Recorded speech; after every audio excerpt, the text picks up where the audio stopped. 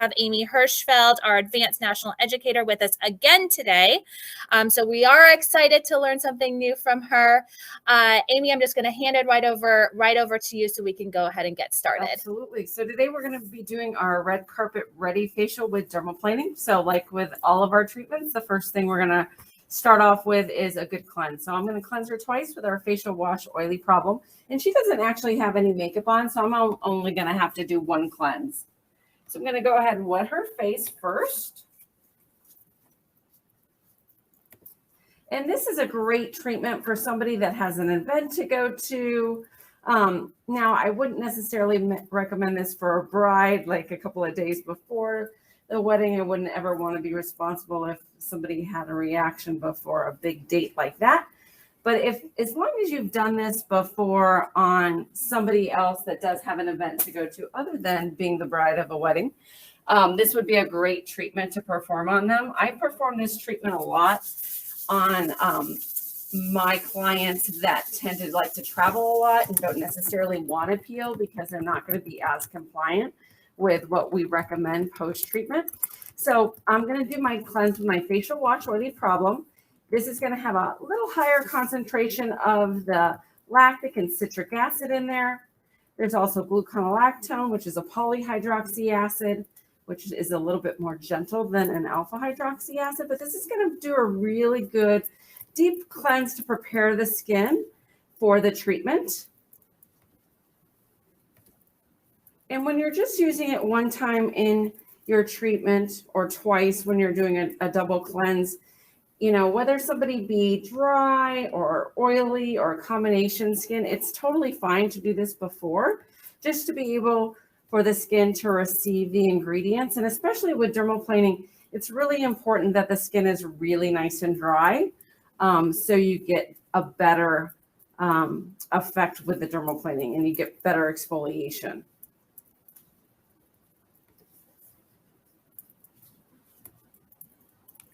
And Amy, what Fitzpatrick skin types is this treatment appropriate for? This is going to be good for all Fitzpatrick skin types because the two treatments that we're incorporating into this procedure is going to be good for all Fitzpatrick skin types.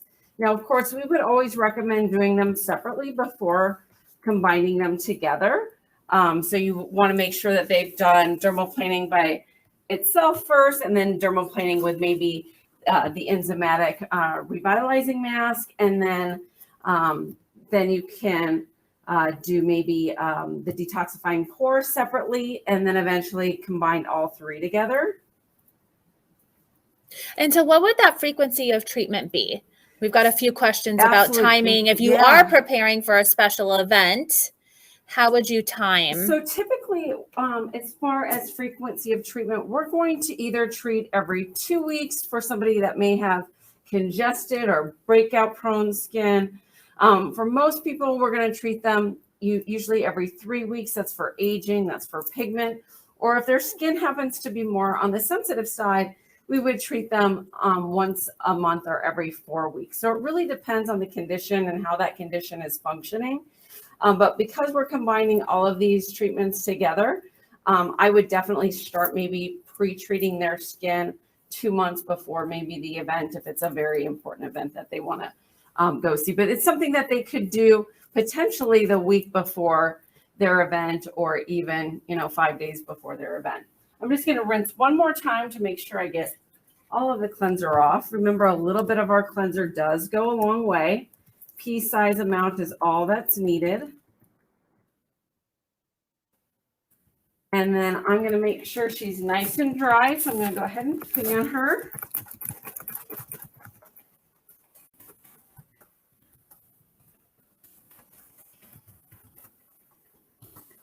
And I think by drying the skin, it allows me to get a better gauge of sensitivity with a smoothing toner. So the smoothing toner is going to contain your lactic and citric acid in it as well.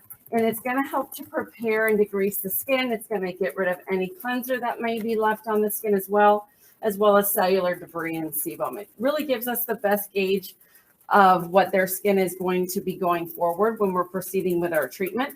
But it's going to be especially good with dermaplaning because I want to make sure the skin is nice and dry and tight. it allows me to perform a better dermaplaning procedure, especially if I prefer the more dry method, which that's the method I prefer. And we'll talk about dry method versus wet method. Dry. Okay. Now I'm going to take my cotton pad. I'm going to do 2 pumps of my, actually 3, of my smoothing toner. And I'm going to go ahead and apply this all over her face.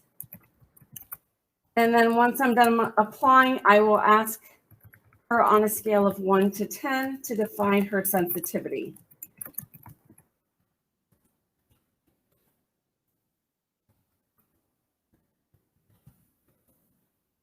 Those of you that have seen me before, you know this is the way I tend to apply things. This is just my way to apply. You can use 2 pads to tone if you want. It just depends on you and your style. But this is how I do everything. Now, on a scale of 1 to 10, how does that smoothing toner feel?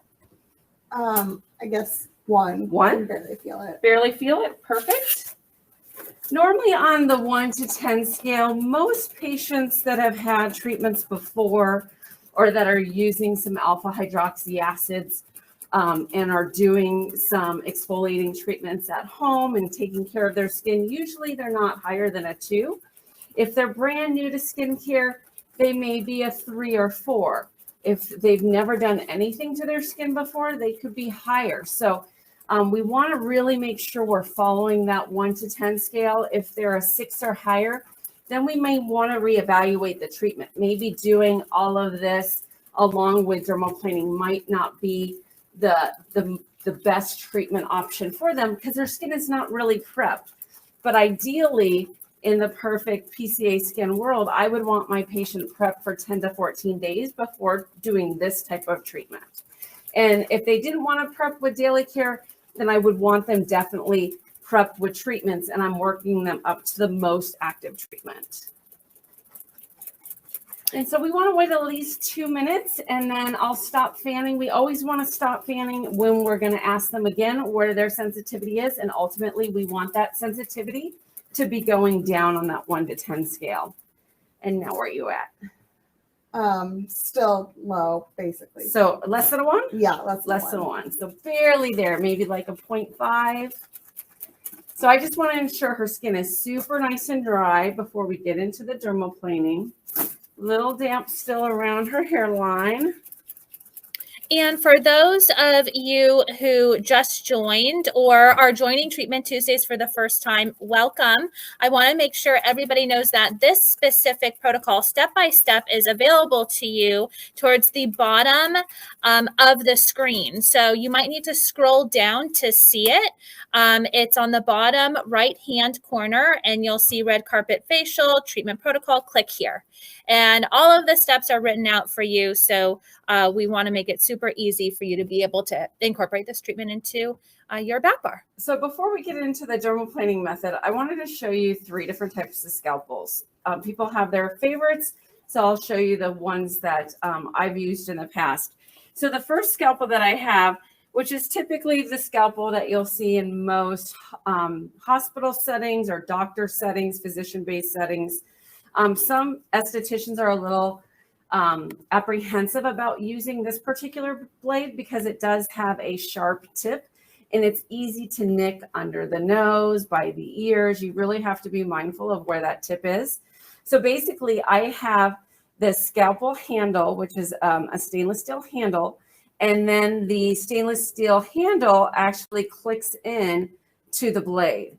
So based on how the blade is curved right here, you can see where it's going to go ahead and click in. You want to line that up and you just go ahead and push it in and push, and then the blade is on. And so to remove the blade, that's one of the more challenging issues with this type of unit, because you either have to have hemostats to remove the blade, which can be a little nerve-wracking for me. That's why I choose to mostly use disposable blades, especially when I train. But another method you can use, you can take one of the Sharps little boxes, and all you do is you insert the scalpel as it shows on the box. So you just insert it there and you hold it, and then you yank the handle out, and it actually pulls the blade off for you. So it's super nice. And then this is essentially your sharps box. And these are all by Schwann Morton, by the way, and that's my favorite blade. Not all blades are created equally, I will tell you that for sure. So that was a 10 blade. And then we have a 10R blade. So this is a full disposable blade, which that's the one I prefer. They're not as heavy. For all my years of practicing, my wrists can get swollen and I get some arthritis in my hands. So to have a little lighter handle is actually kind of nice. This is a 10R, and the 10R blade is totally rounded at the tip. So there's no worry about you accidentally nicking someone with that sharp end. And so this is a little bit more user-friendly. This is a blade that's great for somebody that's brand new to the dermaplaning procedure and wants to practice. This is a great blade to practice with. So just so you can have an idea of what the two look like back to back, that's going to be the difference. So it's this tip that people are a little bit apprehensive about. So you have to be really mindful of that. Some people actually shave it down with like sandpaper before they use it, but we have a lot of different blade options now than we used to in the past. So the 10, which is more of your surgical blade, and then we have the 10R, which is still a 10 blade, but it's rounded, so it's a lot more safe and more user-friendly for first-time people practicing, or first-time practitioners practicing. And then we have a 14 blade. So you can see with a 14 blade, it's a little longer base, and then it's just partly rounded at the end, but there's still a point at the very tip. And the problem with the 14 blades is that when you go to use them on the skin, for instance, when you're holding it at a 45-degree angle, people tend to drag the whole blade and not just part of the blade. And so when you drag the whole blade, the potential to nick with that rounded, where the rounded end meets the flat end is there. And so you kind of will scrape the skin. So just so you can see the difference again between all three, this is the difference between all three of them. So it's just a matter of personal preference. I started learning on the 10 blade, so I'm very comfortable using this. But today I'm going to use the 10R just for safety's sake. And honestly, when I am practicing and talking at the same time, it's going to be much safer for me to use this blade, because sometimes you're going to nick. It happens, but it's honestly going to be not any different than a paper cut. The main thing is you want the skin to be nice and dry. You want your patient to be relaxed, no gum chewing, no talking, no eating, nothing like that. And basically what I do is I divide the face in half, and I take my scalpel, and at a 45-degree angle, I'm going to hold the skin nice and tight, and I'm going to do an upward stroke. I never want to hold the blade at a 90-degree angle, because that can potentially open the skin or slice the skin. So I'm going to start in the middle of the brows, and you always want to, this is more of a skateboard thing, kind of double brace. So I'm going to double brace. I'm holding the skin nice and tight. And it's really important too that I like to kind of stretch and hold the skin. If you kind of hold the skin and you press it down, you can create these little divots, and sometimes you'll accidentally nick the skin. And so you want it to be nice and flat. And I don't know if you can see that dead skin and cells coming off. A question that I get oftentimes is, why do I prefer dermaplaning? Because it's a very inexpensive procedure in comparison to some other procedures like microdermabrasion that may cost $6 a treatment. This can cost less than $1 a treatment, depending on the type of blade you're using. I love the fact that you're getting a 2-for-1 treatment. You're getting exfoliation, and you're removing that vellus hair as well. So with removal of that vellus hair and that outer layer of the corneum, it's going to allow products to penetrate up to 50% more deeply into the skin. So you do want to be somewhat mindful of what you're applying afterwards. But it's going to allow everything to penetrate a lot more deeply, and it's going to make your makeup go on very smooth.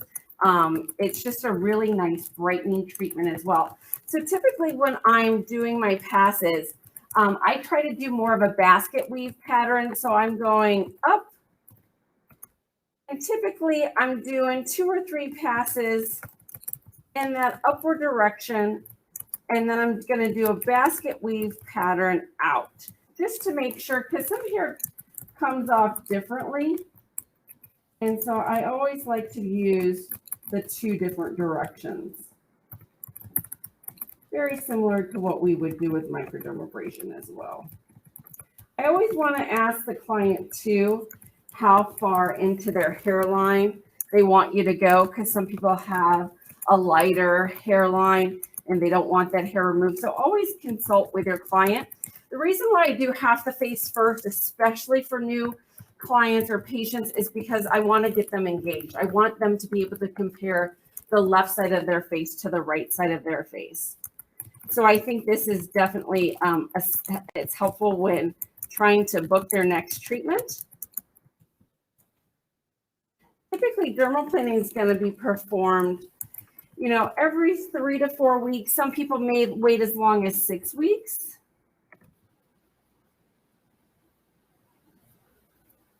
And I always want to, as I am exfoliating the dead skin cells and hair, I am wiping my scalpel on my cotton pad. It's really important that you wipe flat. You don't want to hold the cotton in your hands and then wipe it like this, because it can cut your gloves in your fingers. So you want to be very mindful of that. Always wipe flat.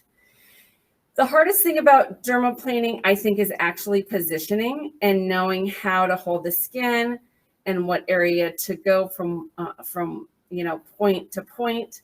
I tend to always start off with the left side, and then on certain areas I will stand on the right side of her, and then on other areas I will stand on the left side of her. So it really just depends, but I tend to move around a lot when I dermaplane.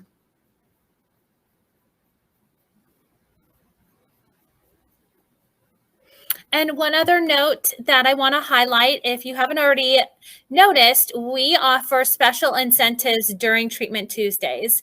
And that special promotion is 15% off of select products that we are incorporating into the treatment demonstration. So just another thing that we offer you all in hopes that you'll be able to very easily and at a good financial investment, try something new to treat your patients with. The code that you'll want to remember when you're placing your order online to get that 15% off is RED5. So all you need to do is click on any of the products in the product carousel below the video, and that will prompt you to log into your pro account. And once you're logged in, you just add whatever products you're interested in purchasing. You can even add products that aren't part of the 15% promotion if you're trying to replenish your inventory. It can all be in one order. And at the very end of placing your order, you enter that promo code RED5, and that will auto-populate the 15% off of the select products. You will see there's a variety of sizes that are part of the promotion. Some sizes are back bar sizes, so the large 16 ounce, and some are available in the retail sizes. You will see which ones are part of the promotion as you click on the product and add them to your cart. So there's a variety that we offer. Every single Treatment Tuesday is very different and very unique. So it's exciting to join and not only learn something new, but see what's part of that weekly Treatment Tuesday promotion. And Amy, if you could just reiterate the 3 types of the blades, yes, and the brand. Absolutely. So we have the 10, which is your normal surgical scalpel. So my brother-in-law is a thoracic surgeon, and when he goes to open up somebody's chest, he uses, I can't use these glasses because of my mask. He uses the 10 blade. So the 10 is typically what doctors will use when they're going to open somebody up or open something up. And again, when you're opening somebody up, obviously, or you're trying to do something, you're holding the scalpel like this and you're putting pressure behind it. That's not what we're doing. We're holding the scalpel at a 45-degree angle with a very light, delicate touch. And we're being very, very mindful of where that tip is. Now, I actually prefer this blade because it glides over the skin really beautifully. And the base is a little bit longer than the 10R. And so all of the blades that I prefer, and I've tried all of the blades that are honestly out there, because that's what kind of person I am. I really love the Schwann Morton blades. So that's the 10. And then the one that I've been using on our model here today is the 10R. So you can see it's more totally rounded. The base is a little bit shorter, so it kind of can take you a little bit longer. It's a little bit more meticulous. And so this is a disposable unit, which I like because it's a little lighter weight. And then you just throw the whole unit into your sharps box, which is nice. So it's all disposable. You pull it out, you open it up in front of the client. That way they know it's totally sterile. And then the last one is the 14. And the 14 also has a rounded top, but where the rounded part meets the flat part, there's a little bit of a tip right there. And that's where people can get in trouble, because if they try to move that whole blade over the skin and not keep the tip up, that's where they will scratch and abrade, and then they can have little cuts on the skin.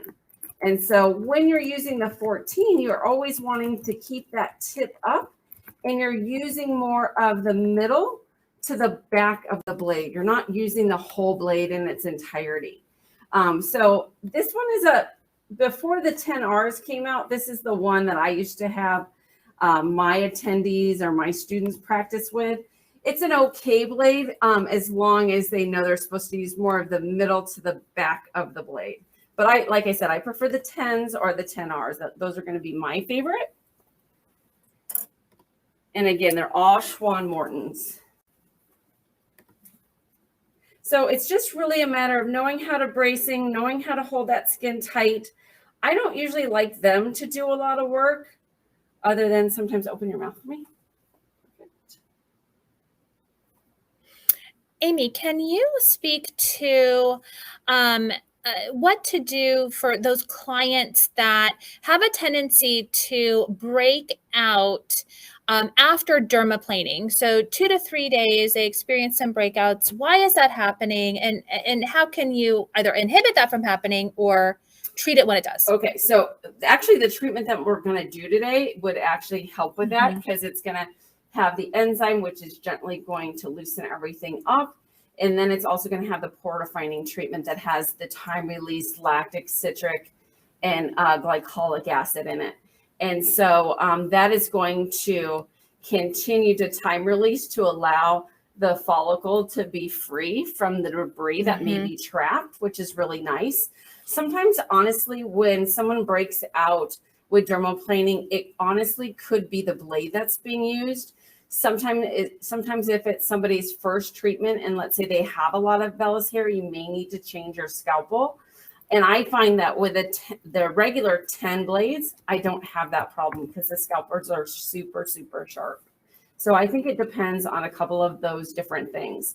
The thing that you can always do too is when you go to put your rebalance and your SPF on, you could apply some, you can do a pump or two of acne gel in it, just to help with that keratinization, and help with that sebum production, and help with that inflammation as well. You can also spot treat with it too, if they tend to break out more around their mouth. So it really just depends on what you're exactly seeing post treatment. Sometimes it may be good to even schedule a deep pore cleansing after like a week or two after the treatment. It just depends on what's really going on with their skin. Great tips. tips. But this treatment will definitely help to prevent that. Very helpful.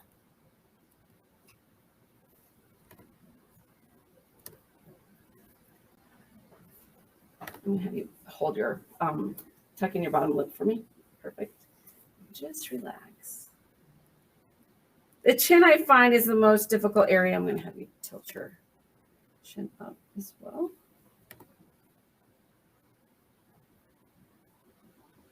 Is everyone a candidate for dermaplaning, or are there some contraindications? So that's a great question. So somebody that has an acne grade higher than a 2 is not going to typically be a candidate for me. Also, very senescent skin or skin that is very wrinkled and wrinkly, and if it's really hard to hold their skin tight, they might not be the most ideal candidate either, because it's just really, really difficult to hold them that skin tight and those wrinkles tight, because it's very easy to accidentally nick that wrinkle or that line. So see where she has a line right here? We couldn't take the scalpel and drag it totally up because it's going to catch that divot. And so it's really important, just relax, that I try to stretch it like this, and I stop at where that fold is or that crease is in the skin. And then I stop there, and then I do it from the fold to the vermilion line on the lips. Also on the chin, it's really important to look underneath to make sure they don't have a scar there. A lot of people have childhood scars from running and falling. And so you don't want to accidentally catch a scar either.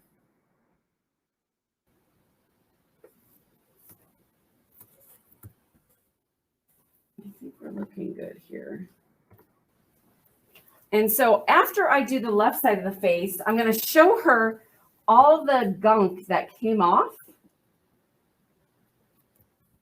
Here's all the gunk. Oh, and that's just the one side of her face.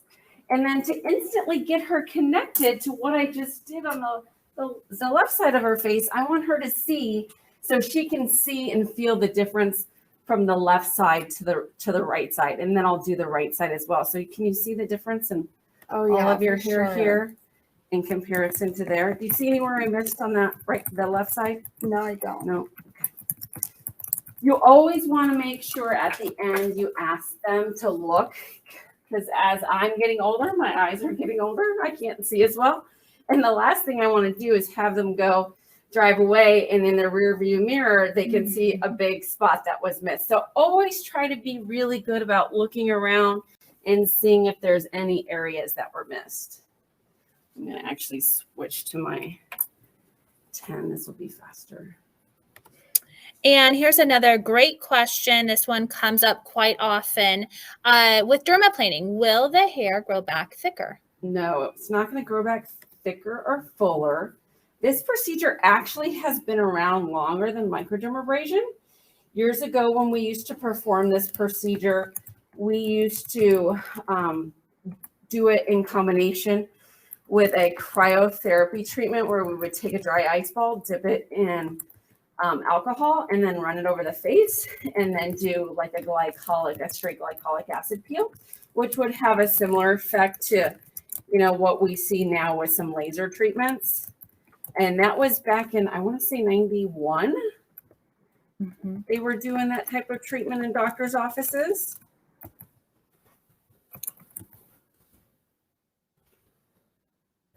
And you always want to hold the scalpel towards you.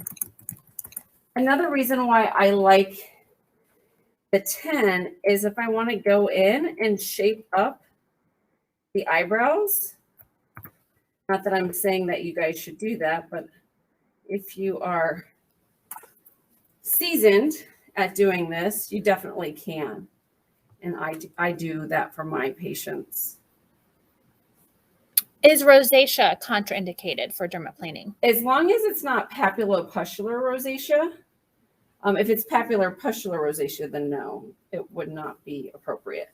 But erythematic, telangiectatic rosacea is totally fine.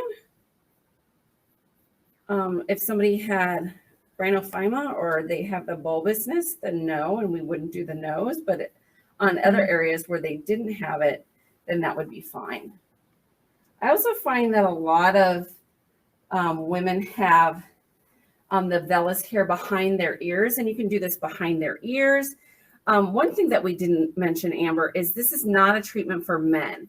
Now, we could do men's foreheads, but if a woman was suffering from PCOS polyovarian cystic disorder, this is not also the most ideal treatment because it can change the structure of that hair. And if it's thicker type of hair, that could, number one, it's not going to feel good. There's a nice big pot of hair. Oh my gosh. You're a great candidate for dermaplaning.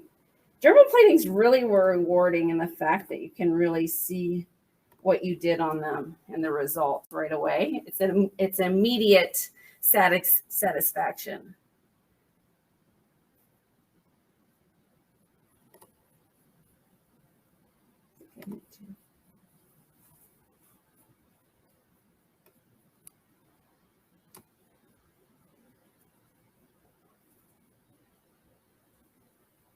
So just to show you, because I'm talking and I'm using my 10, you can see a tiny little nick right there.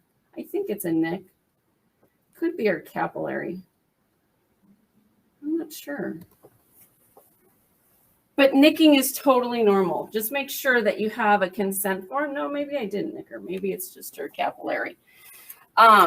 Make sure you have a separate consent form for dermaplaning, and make sure that that you have somebody consent every time you dermaplane, and they know that there are risk factors. Sometimes on the lip I'll go down or I'll go up.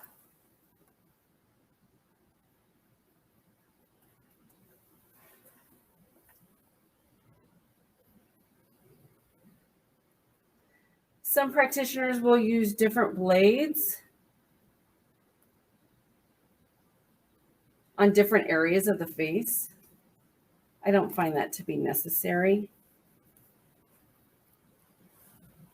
Maybe lift. Dermaplaning definitely is a workout. Definitely makes me sweat, and I've been doing it for years. But I think people are always very cautious because you are holding a surgical implement in your hand.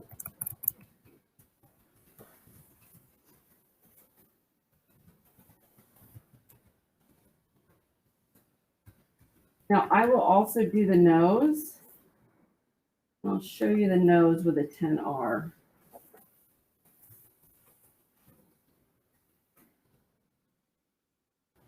To have a well-lit treatment room is also really imperative. They make these readers that have lights on the sides, which are very helpful, especially if you have older eyes like mine. It's just when you have the mask on, it's going to fog your glasses.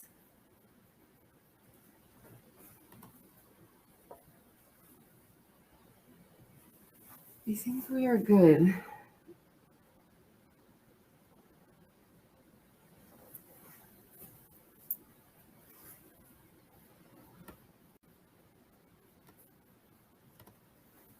Sometimes I'll hold the whole, I'll use the pad of my hand and stretch, and then I can just go out. Don't be afraid to hold the skin. Just make sure that you're bracing and moving as the scalpel is moving, because you want that skin very, very tight.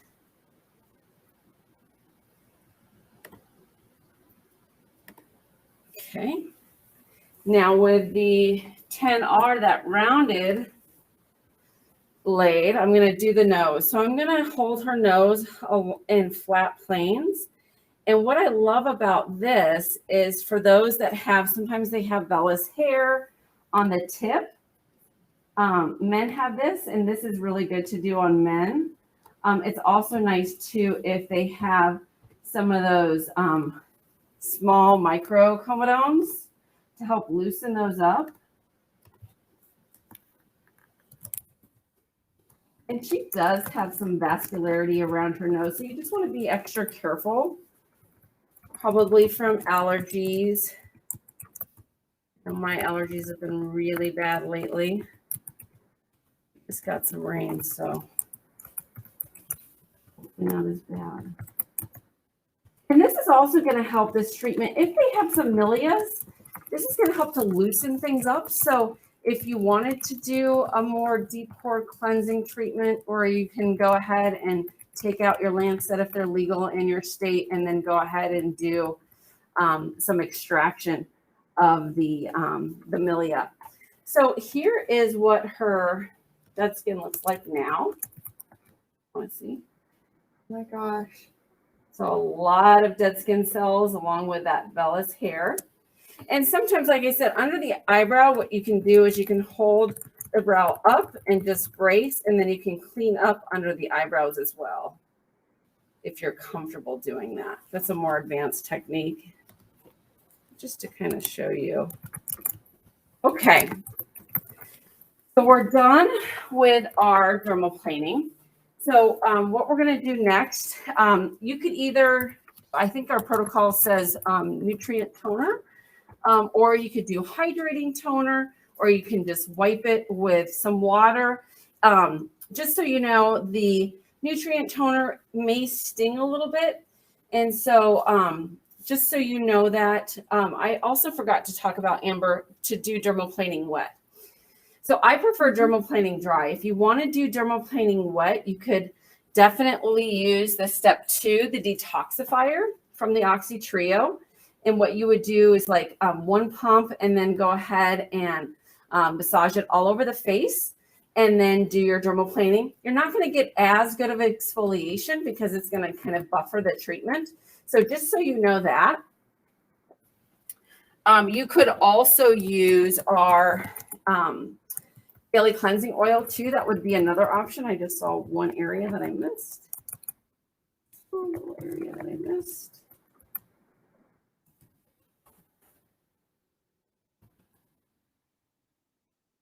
I'm going to go ahead and apply that nutrient toner. So nutrient toner has our pumpkin wine in it. It also has it's going to act as an enzymatic. It's got amidoglutamine in it. It's going to feed and nourish the skin as well. And this is probably going to be a little spicy. You can see she's a little pink.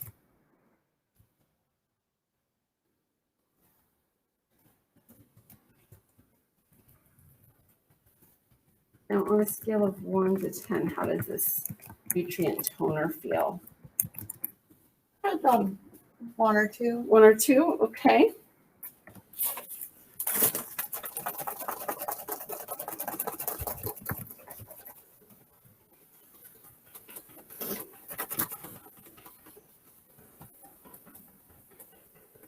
And sometimes with the toner, it's more itchy. It can be a little pinprickly, but usually the nutrient toner, if you're using it at home, it's once a day on an as-needed basis. Great for sensitive skin or sensitized skin. It's just a really nice toner to incorporate into somebody's regimen that wants something that's more of a liquid form of exfoliation in comparison to like what we would have as a traditional scrub. And now, how are you? I don't feel anything. You don't feel anything? Perfect. Okay, so next I'm going to go ahead and take my revitalizing papaya mask. And I am going to apply it all over the face. Now, just so you know, with a revitalizing papaya mask, it's going to be a little bit active after dermaplaning, and that's totally normal. The revitalizing papaya mask, of course, has papaya enzyme in there to digest those dead skin cells, and then it's packed with AHAs. And then there's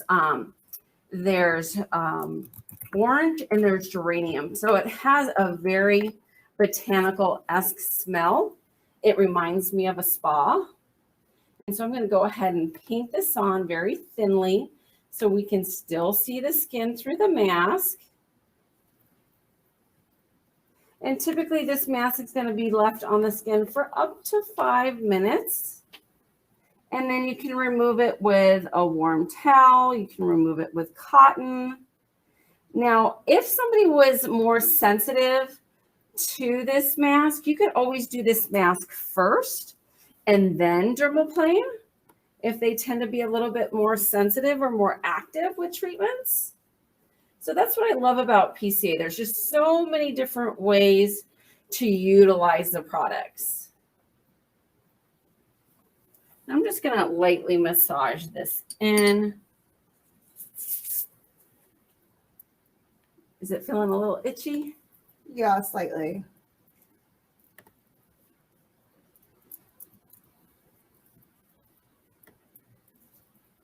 And you could perform this with steam.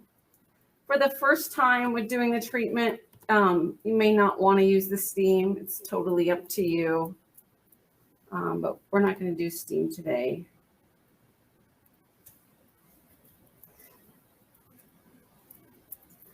And then for time's sake, I'm going to go ahead and remove it. And then that's after this is when we would perform our extractions. And she really doesn't have anything to extract. So we're not going to actually show any extractions because she doesn't have anything to extract. Now, if I had a needle, she has a couple of Milias I could extract, but I don't have any needles here. Oh, by the way, if you are to nick a patient, make sure when you do nick them, hold the area, put pressure on the area with a dry cotton pad. Don't use a wet one because it's not going to stop the bleeding. So just a dry one is going to be the best. That's not a lot of blood. It's like I said, it's no different than what you would get from a paper cut. I'm going to rinse one more time for good measure. Then I'm going to tone again. Where are you at on the 1 to 10 scale? Like a 1. 1. Do you still feel activity? Yeah, just slightly. Where do you feel the activity the most? On my upper lip, actually. Okay. So always ask them if they are still feeling activity and where that activity is, because then you want to go back and do another good rinse. The biggest mistake I see professionals make sometimes with our masks is they don't fully remove the mask. And so the active ingredients will continue to work. So it's really important that you ask them if they still are feeling activity, where are they feeling that activity, and then go back and rinse them really well again, just to be on that safe side. You good now? Yeah. Okay, perfect. Now I'm going to go ahead and tone with Nutrient Toner. Again, just to make sure we get all the traces off.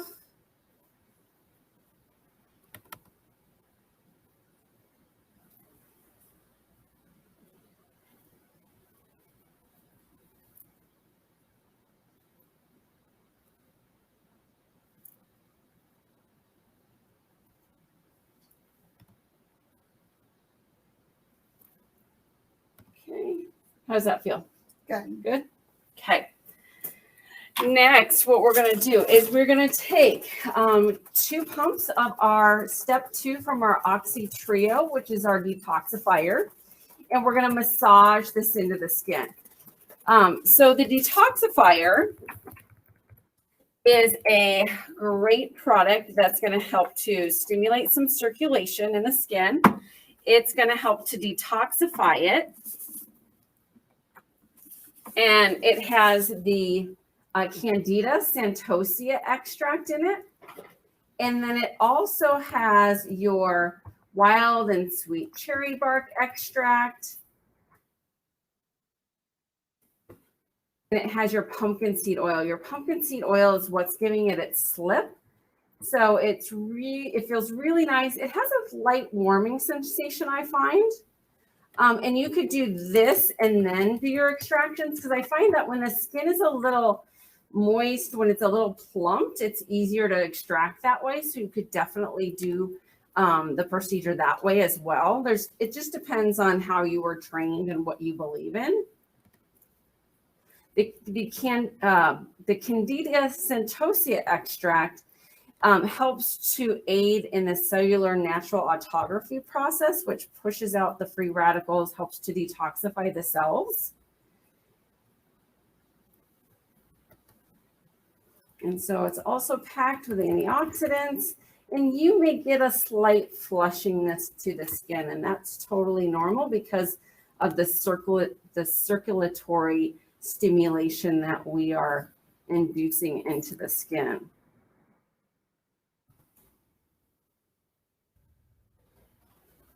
And then with the detoxifier, you can either tone off excess, you could blot off excess.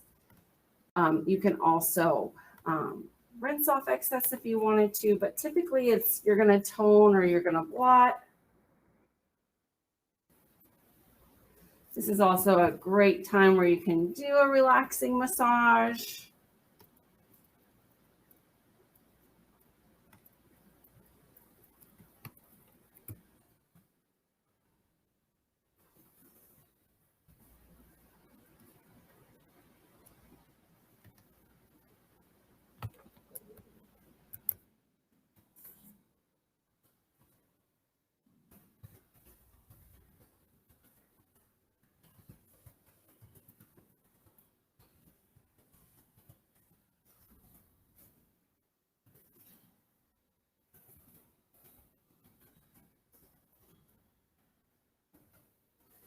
And I'm just going to blot off excess on her.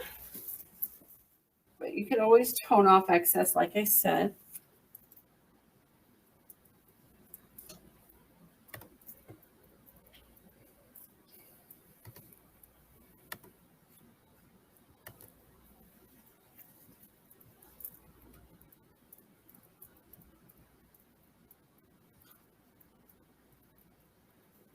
Now, on more mature, drier, very dehydrated skin, it will just absorb right away. So then our next step is to take our detoxifying pore treatment. So what's great about the detoxifying pore treatment is it's going to have products that are going to control sebum and sebocyte proliferation. It's going to help to mattify the skin. It's going to help with pore structure and size as well. And then it has time-released lactic acid, citric acid, and glycolic acid. So it's going to continue to release into the skin. So typically, anytime you see the word treatment on the label, it means that it's supposed to be layered and left on the skin and left alone. Doesn't necessarily mean you can't remove it, but typically we want it to stay on because we want those AHAs to continue to work. And so what do AHAs do? They help with turning over your skin cells, help with proliferation. Of course, we know that lactic acid does a variety of things for a variety of skin conditions. It's a humectant, so it's going to help with moisture retention and helping with the natural moisture factor in the skin. It's also an antimicrobial agent. It's a pH adjuster. It also helps with pigmentation and controlling that melanogenesis response, so it can be considered a tyrosinase inhibitor. It's the second smallest molecular structure of acid. And then citric acid is also an epidermal thickener. It's a natural photoprotectant. It's a softening, brightening, and smoothing agent. You'll notice that we use 2 AHAs throughout our line pretty fluidly, and that's always lactic and citric acid because those ingredients are biocompatible and that they're naturally found in our body. So there's a lesser chance for some reaction to occur. Plus, synergistically, the cells will be able to recognize these ingredients. And therefore, I think you have a much better effect on the health of the skin. So you're going to use about the size of anywhere between a nickel and a quarter, depending on the size of the face. And I like to, anytime I have the opportunity to use a brush, I like to use a brush because I think that from a psychological aspect that the patient feels like they're getting something special, something different. And so it is a little bit thicker.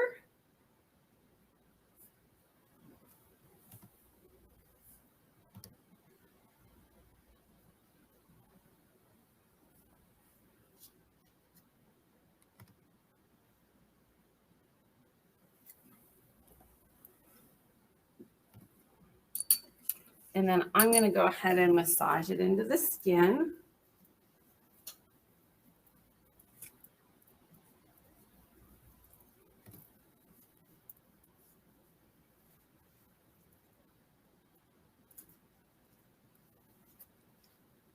How's that feel so far? Good. Any activity? Just a little bit. Can you give me a number? Maybe a 2? A 2?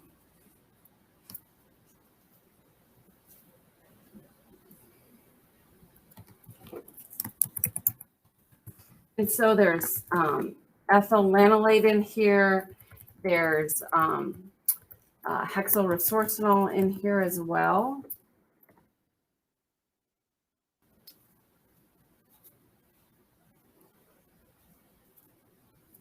And so the pinkness that you see, that will go away within usually, a few, a half an hour to an hour after treatment. But again, this can be a more stimulating treatment because it's going to help to plump and firm, but it's going to give them a really nice, beautiful, healthy glow. You still feeling about it too?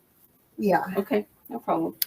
So as I go ahead and apply these serums, everything that we're doing, what it's doing is it's helping to open up that barrier so that the ingredients can be better penetrated into the skin. And plus, when we dermaplaned, that's going to allow the penetration of all of the products that we applied onto her skin up to 50% greater. So she will feel a little bit more activity. That's totally normal. I'm going to use our hyaluronic acid boosting serum. So this is our, it's not new, but it's newer 3-ounce size. So it's a great back bar size. And so one pump is really all you need to apply all over the face. I'm a little bit more liberal. I'm going to use 2 pumps.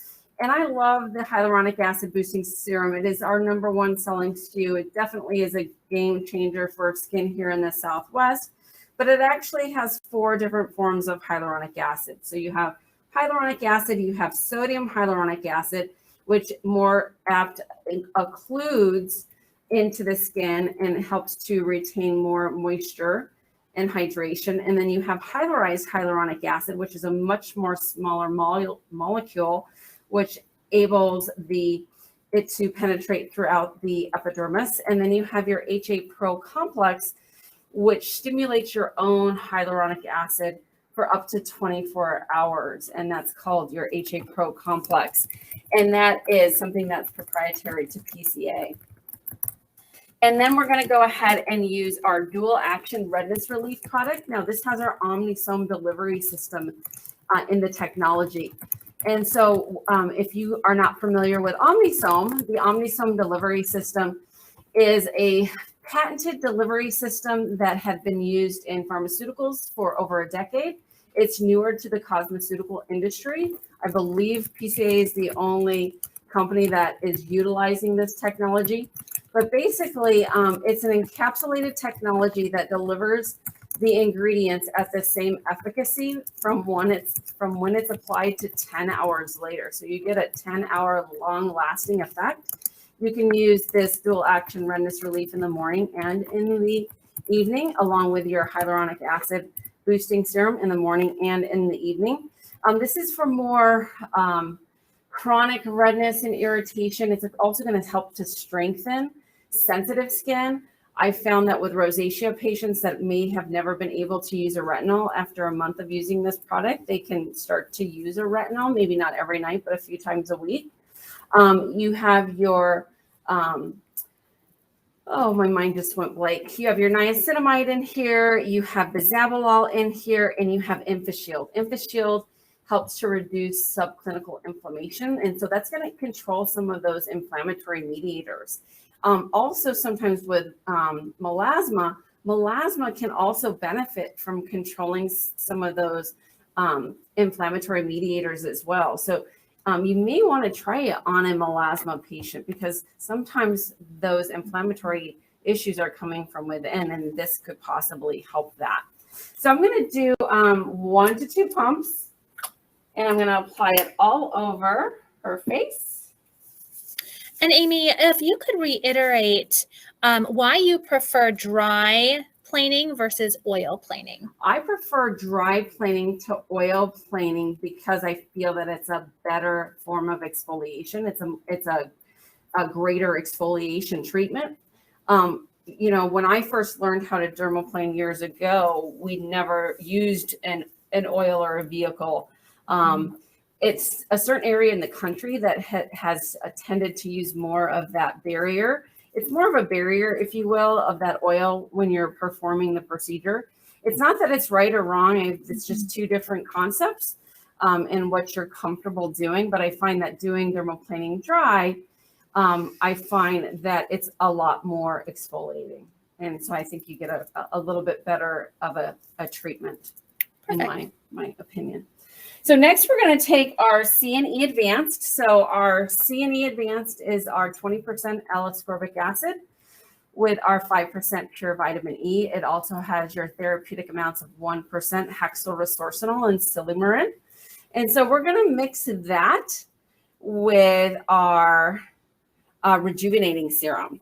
And so rejuvenating serum is one of our oldie but goodie SKUs.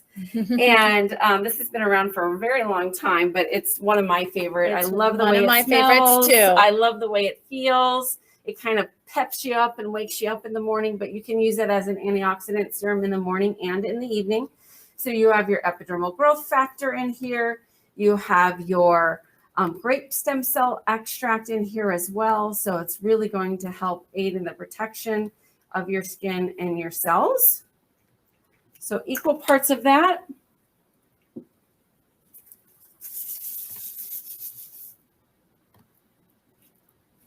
And I find that with our C&E Advanced and actually with all of our other C's that come in, C&Es that come in a tube, they can sometimes be a little gritty. They can feel like a primer. I find that if you warm them up in your hands, that helps to break down the sphere to penetrate into the skin.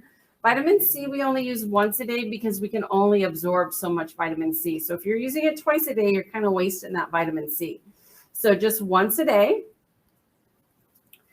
And then I'm going to apply our Perfecting Neck and Décolleté product in here. I'm going to recommend this for all you practitioners that are out there, because I know for me, for years, sitting in a chair with my head down, stooped over, I'm getting all of these lines on my neck. So that's why you see me today standing, and I try to normally look forward, but when I'm doing treatments, but this is going to be great for the neck and décolleté. So you've got some retinol in here. You have the latest generation of peptides in here as well. There's niacinamide in here. So I'm just going to use a size of a pea on her neck.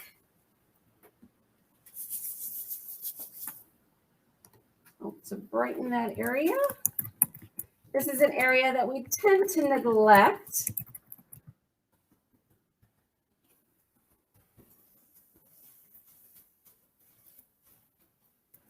So it's one of those give me products, especially for those that are 35 and up.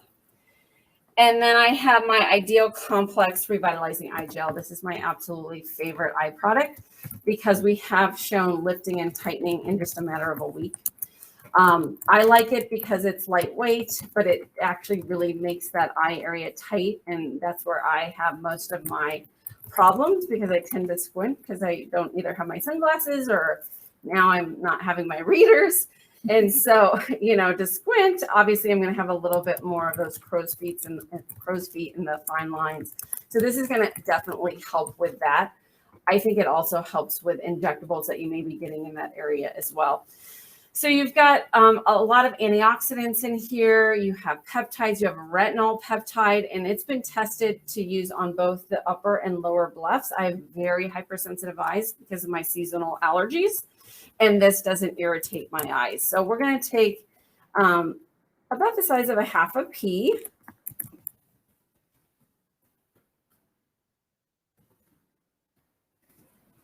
And I like to apply it to my ring finger. And then I'm going to press and roll on the lower and upper lefts.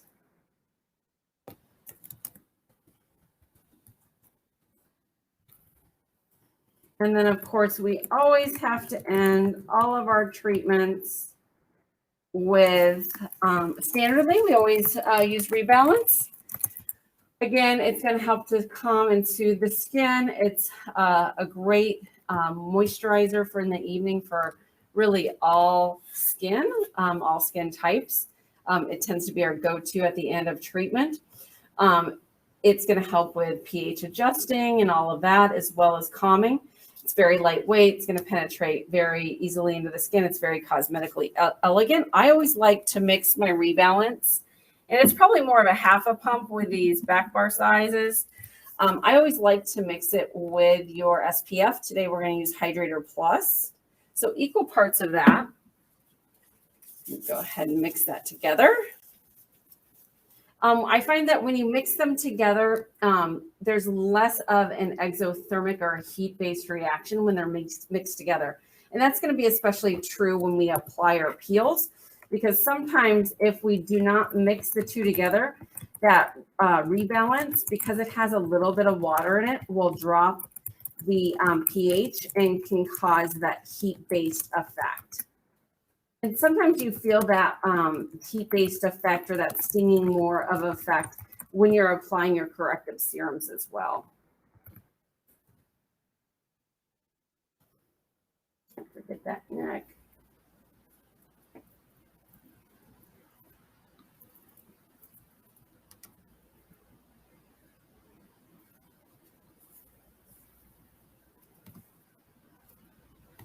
And now she is red carpet ready. Absolutely amazing. That was so good. Thank you so much, Amy. Brittany, your skin is glowing. Looks so smooth and healthy. I love it. Thank you all so much for joining us today. Keep in mind, the promotion is going to be available to you until 11 a.m. So you have about another 15 to 17 minutes to take advantage of the 15% off of select products today. We would love for you to try this protocol and treat your patients so they have the amazing glow that you see here on Brittany and our red carpet ready. Quick announcement, we are going to be launching several new online courses in the next few days. So keep your eye out for that. You will find them at PCASkinAcademy.com under courses. There will be topics added to enhancing your services, condition-specific courses, as well as our fundamental PCA skin courses. So lots to choose from. Have a great rest of your week. We will see you back here next week, hopefully at 9:30 a.m., same time every Tuesday, to share a new treatment idea with you. Take care, everybody. Stay safe and healthy.